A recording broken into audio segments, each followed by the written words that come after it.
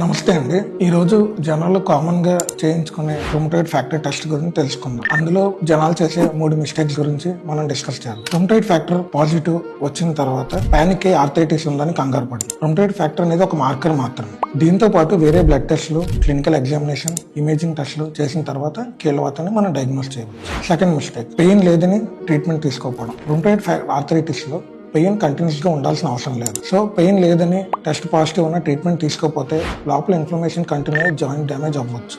Next third mistake, pain ఉన్న వాళ్ళు నొప్పి మాత్రలు లేదంటే హోమ్ రెమెడీస్, ఆల్టర్నేటివ్ మెడిసిన్ వాడడం. ఇది వాడడం వల్ల ఇన్ఫ్లమేషన్ పూర్తిగా కంట్రోల్ అవ్వకపోవడం వల్ల జాయింట్ లో అండర్లైన్ డ్యామేజ్ కంటిన్యూ అవుతూ జబ్బు ఇంకా ముందు స్టేజ్కి వెళ్ళి వేరే బాడీ పార్ట్స్ కూడా డ్యామేజ్ చేయొచ్చు. సో రుమటాయిడ్ ఆర్థరైటిస్ లో రుమటాయిడ్ ఫ్యాక్టర్ పాజిటివ్ వచ్చిన తర్వాత కన్సల్టేషన్ కంపల్సరీ. దీంతో మనం డిసీజ్ ఏ స్టేజ్ లో ఉందో గుర్తుపట్టి ప్రాపర్ ట్రీట్మెంట్ ఇవ్వడం జరుగుతుంది. ఓన్లీ రుమటాయిడ్ ఫ్యాక్టర్ పాజిటివ్ అని భయపడాల్సిన పని లేదు. ఈ రీల్ ని రుమటాయిడ్ ఫ్యాక్టర్ పాజిటివ్ అన్న మీ రిలేటివ్స్ కి, ఫ్రెండ్స్ కి షేర్ చేయండి అండ్ సేవ్ చేసుకోండి. Thank you.